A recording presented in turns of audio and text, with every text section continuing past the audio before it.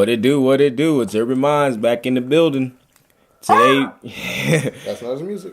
we're back with Urban Mindz at the theater with Adrian with his review. Take it away, Adrian. And Santy. Please silence your phone. Hey, y'all gonna run one? Shit. Is it Pepsi? What's your name? Today we're going to be talking about the Hobbit, the Battle of the Five Armies. I thought it was 4 armies. That movie. It's 4. How many armies? 5, 4 armies? 2, I held up a 3. 100. So, good God. I finally saw this over. When did you see it when it came out? Yeah, I saw it. Okay, I finally just saw it on Redbox. So, That's $1 you can get back. yeah. You should get back. $2 for Blu-ray. Anyway, it was pretty awful. How'd the movie start out? The last movie, the Battle of the Five Armies. So the funny thing about the Battle of the Five Armies is that it was supposed to be basically the following of the second movie, which was Desolation of Smaug.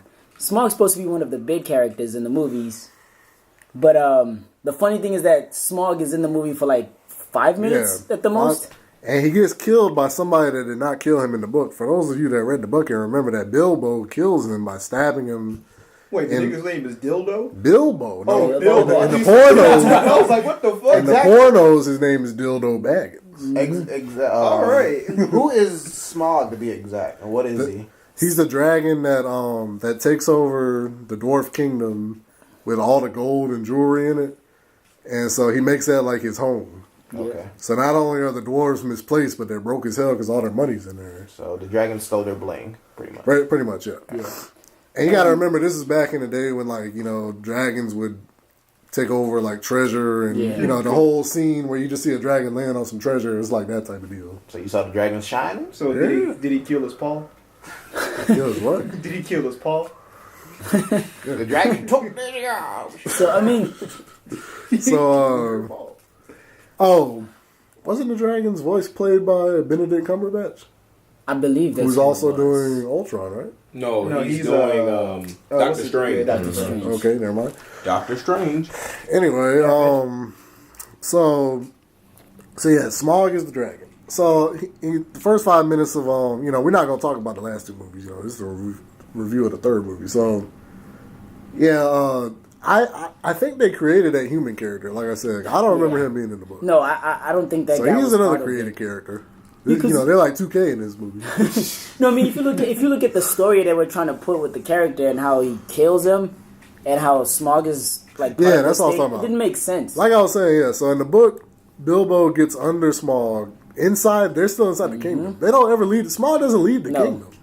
That's another thing. Like when he left the kingdom in the second movie, I was just like, what the fuck? So Bilbo gets under him, and like he's basically on top of him, and then he realizes like he's missing one scale right where his heart is. So Bilbo realizes this and sticks the sword up through his skin, through the heart, and kills him. So this guy beats Bilbo by 1,000 because he gets style points and everything. Because he was up on a tower. They had fire around it. Just listen. The humans up on a tower. The whole village is burning. His son's up there with him. About to fall. And then he makes the makeshift bow and arrow with his son. He just like, here, son, hold the thing. And I'm going to aim with your ears. Use your ears and aim.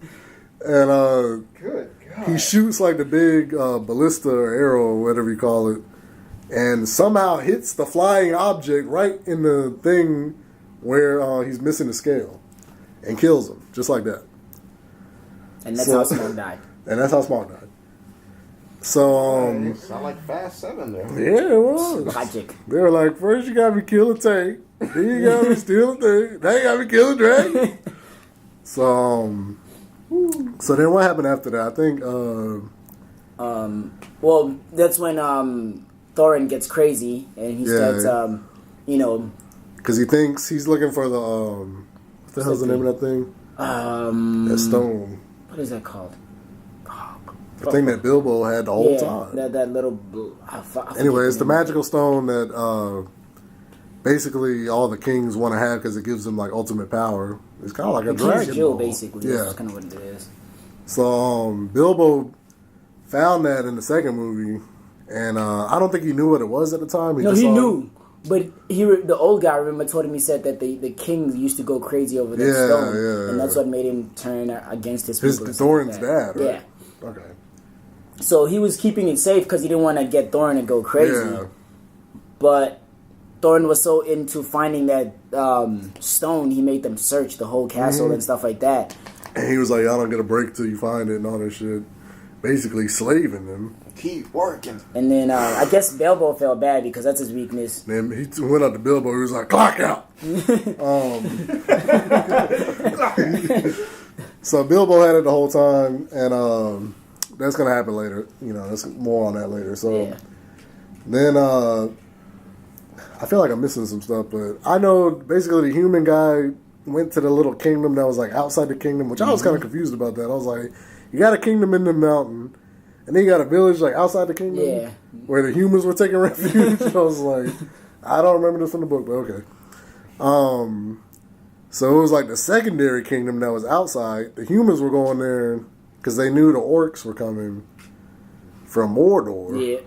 And I think they were coming to get that. We don't even really know why they were coming. Well, they were coming. The orcs were coming. One, because they wanted to claim over that kingdom, and two, what's the name? The Azog. Azog was trying to get revenge or trying to finish the bloodline because it's supposedly his blood mission was to kill off the Oakenshield family bloodline. Our whole mission in life is to kill somebody as well. Huh? Did they get word about the magical stone as well? Well, everybody knew about the stone, but it wasn't a big thing for the orcs. The orcs don't care about that. Okay.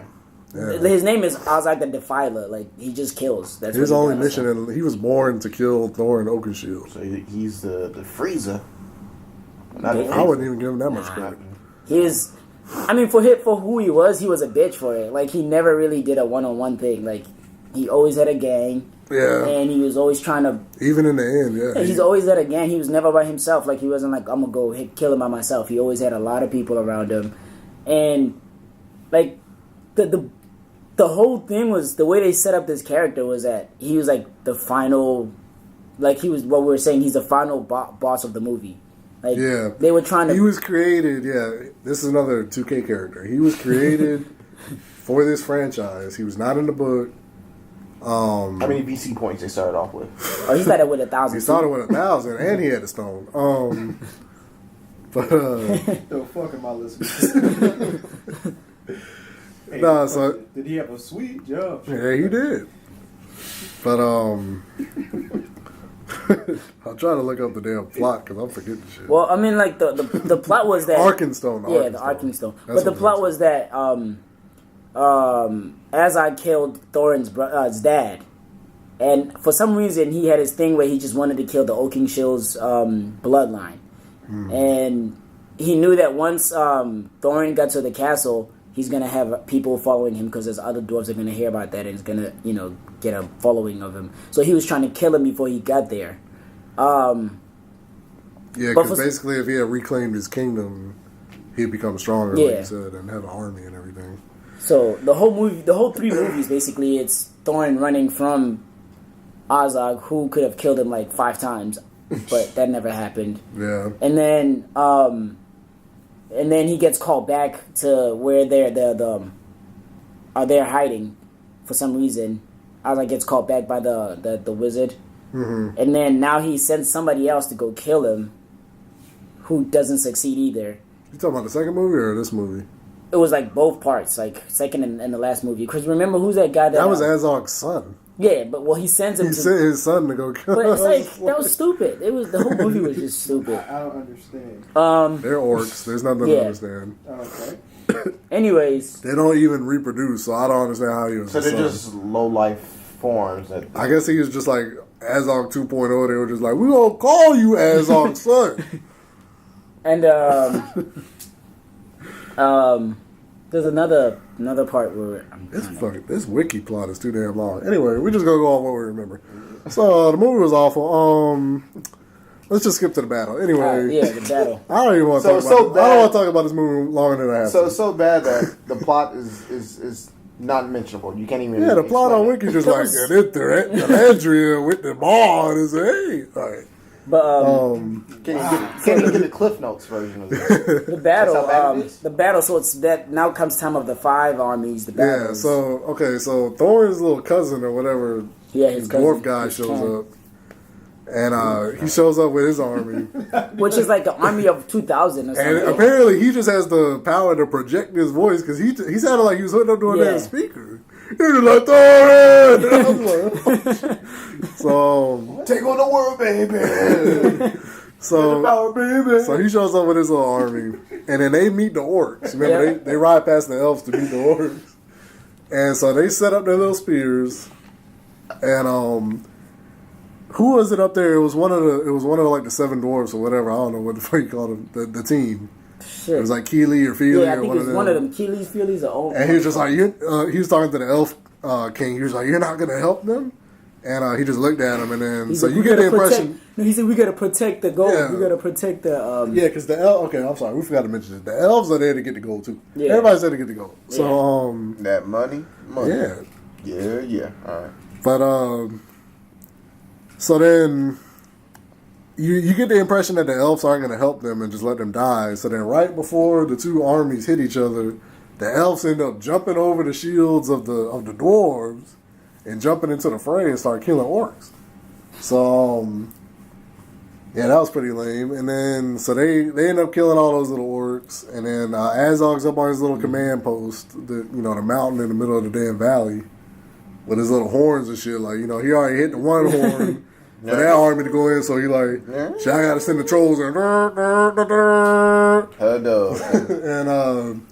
I think that's when they sent that troll in with the little thing on his head, with the damn cement block on his head. That he ended up jumping into the wall and destroying it. I have a question. Yeah. So, exactly, who are the 5 armies that are in this movie? Okay, you have dwarves. Thorin's army. That's You one. have his cousin's army. That's 2. That's 2.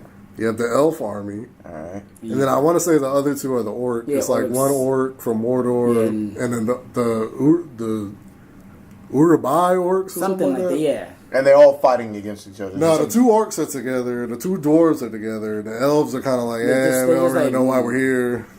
We just got caught up in this shit. Yeah, So, they like showed up for the gold. They didn't get the gold. They were like, fuck, we're in a war. So it's like a 3-on-2 handicap match. And Pretty one much. of them With a was just a guest neutral party. Okay. With a guest referee, yeah. It was a tag match with a guest referee. And the guest referee was beating up both sides. So Sounds like a TNA match. they went to 6 sides of what's in it? Middle Earth. God. What have a tower on top of a tower on top of a tower. The crazy but to me Hey, the crazy before you continue, I quit this podcast. You just said that. No, I mean the crazy thing about it is that the Oaken's cousin, he had the infamous headbutt of the world. His helmet came off, and then he started headbutting orcs with their helmet still on and killing them. He wasn't knocking them down; he was killing them. He was like, you hear the bones breaking.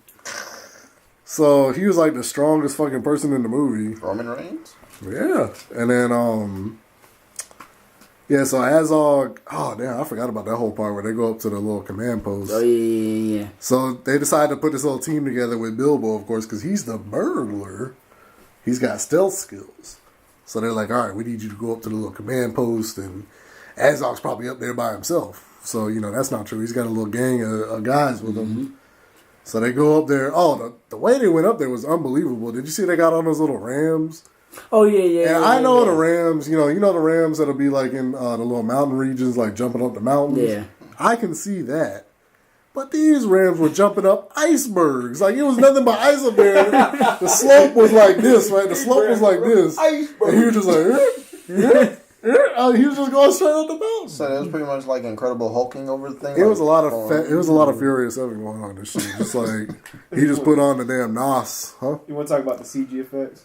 Yeah, so that's where this comes into play, because Azog the Defiler throughout the whole trilogy was CGI, and then obviously Thorin Oakenshield is a real character, and they have multiple fight scenes. So, and I'm guessing those were pretty bad too. yeah, they were. Yeah, you could tell CGI and Yeah, it's just real. like I said earlier. I know the podcast fans didn't hear me say this. I'll say it again. In the first trilogy, the first Peter Jackson trilogy, the Lord of the Rings movies, like, they spent a lot of time making costumes, building these weapons and stuff. Like, there was very little CGI. The only CGI that was in there was maybe like special effects stuff. Yeah. Or I know Sauron was CGI because he was just like larger than life character. And what's his name? Wasn't there a dragon in there too? You thought it wasn't? Oh, no. What's his name? That little golem was a yeah, CGI but even then he was like the guy that does the voice acting. He was walking and stuff. He had the suit on. So it's not that much of a stretch. Like, he was already doing the voice, but this, like, they're trying to make whole characters CGI. And they may have had somebody with a suit on with this too, but it just didn't mesh well. Like, the fighting and when they had that whole little ice battle. The Rams jumping over the ice. Yeah, no, this is after they got there with the Rams. Yeah, it was. And Keely got. Isn't that what Keely dies? yeah, he dies. How he die? He Oaken on, or what's his name? Azog. Azog's son. Him and they have a fight. They both kill each other off, but it's like, it's a stupid fight. Yeah. It was unnecessary. It was unnecessary. It was. It's a placeholder. It just. It was a filler. They just again. It was like a semi-boss. It was like we gotta kill. Yeah, it was like we gotta. She was like, shit, we got to So if find this a was boss. a video game, this sounds Pretty much. pretty awful. It sounds like it's almost like they were setting it up for a video game. Don't be. So don't we spoke speak- it into existence. They were just like, no, they directed it into it. And they were just like, yeah, this character, he gonna be the final boss in the last level, so we gotta write him into the movie. But Two No. Middle Earth. All right. good God, the part that really irked me was when Thorin and Azog were fighting, and didn't he slip into the freezing water? Yeah. Azog went into the freezing water Yeah. and slid under, and you think he's dead. And And he's just watching sticks him. in his foot. He's just like walking with him because he's like floating under the ice like this. And Thorin's just walking over him like, yeah, I just kicked your ass. So, Yeah, you're going to freeze to death. and then a little sword that's built into his arm, like he's like this, and then all of a sudden he wakes up and like Sticks the him in his sword foot. goes through the solid ice and into Thorin's foot. And through his foot, not Through just his foot, yeah. And then somehow, how did he even get out of the ice? He ends up getting out of that. He cut his way. Yeah, the nigga wasn't cutting. I think he broke it. Through ice and He shit. broke it. I think Thorin was. He had fighting Cloud's and he broke Buster it. sword, and he sliced and diced his way out. Fuck right. Which made So, that was a bad thing too, right there. The fact that you killed him. Yeah. So anyway, obviously he ends up killing Azog, and it's kind of like a big. They try to make a big point out of that because throughout the whole trilogy, Azog was, they're sworn enemies. Yeah. Like, their only purpose is to kill each other. So Their only purpose is to kill. yeah, pretty That's much. literally what it is.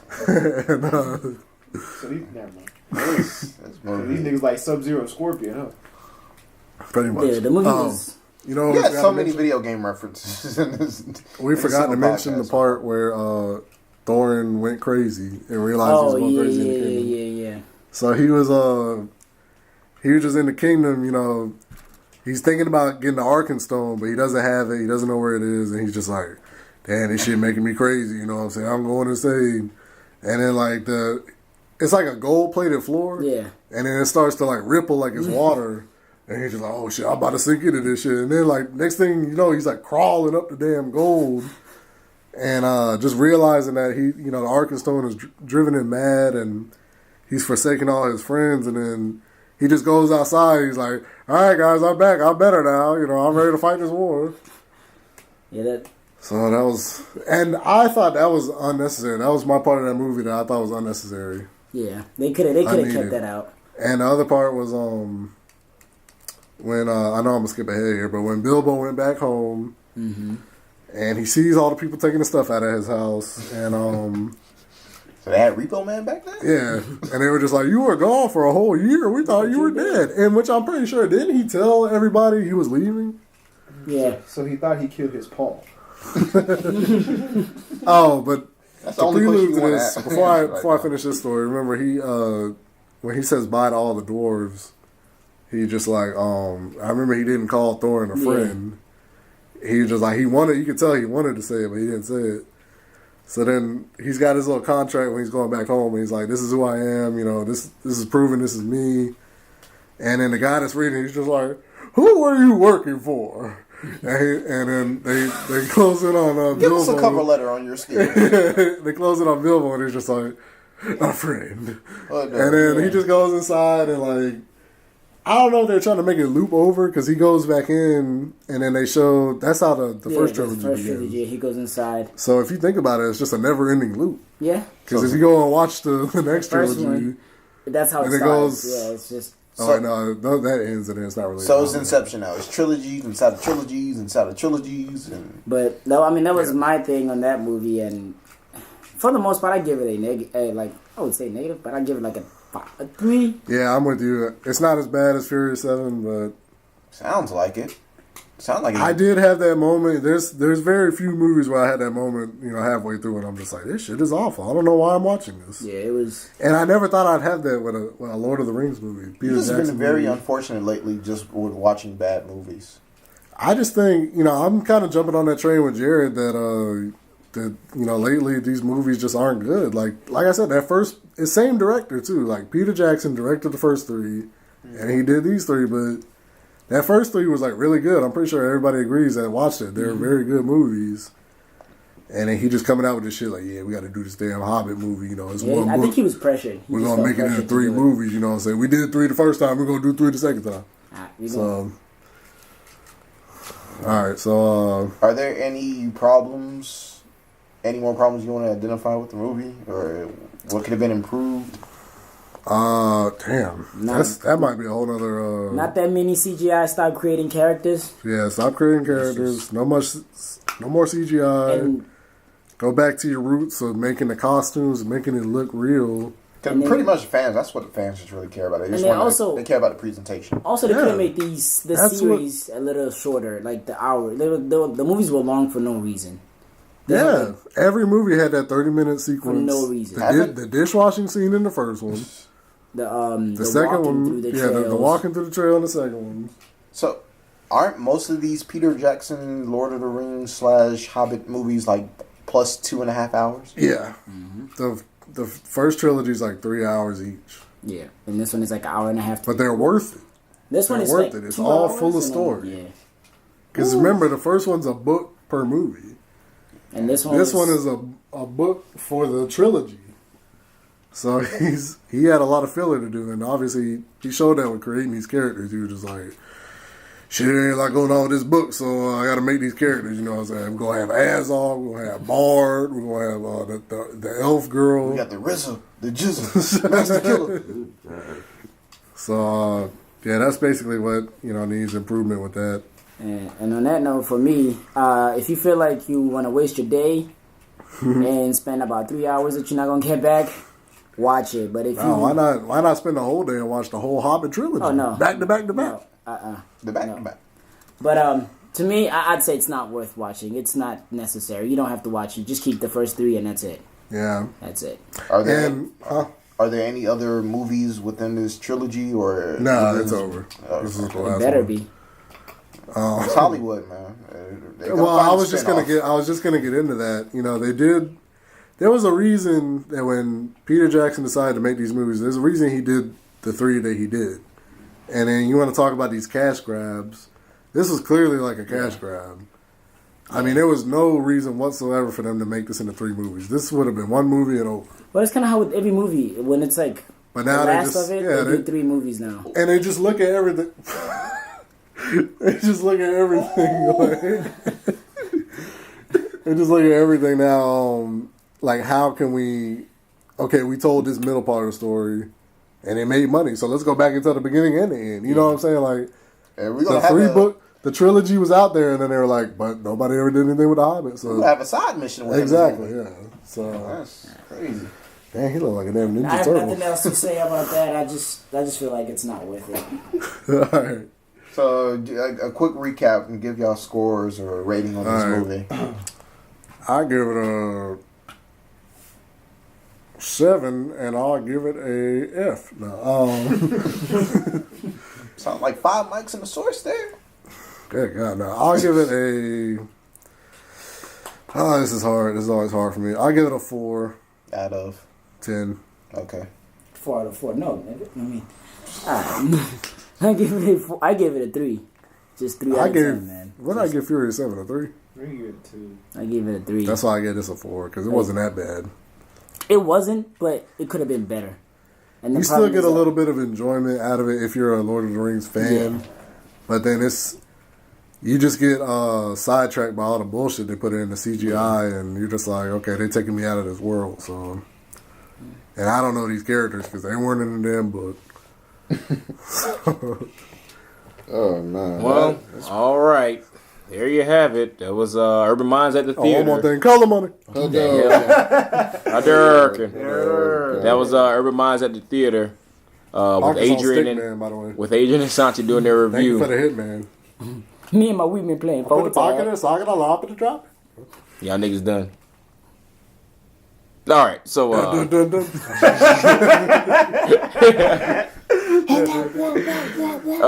check out. Damn, bitch. Check out the other podcast episodes. On YouTube. Tell them the channel, Ryan. It's on YouTube on the Urban Minds page. Urban Minds with a Z and the number 12 after it. Thank you guys, and have a Go good watch day. The Hobbit.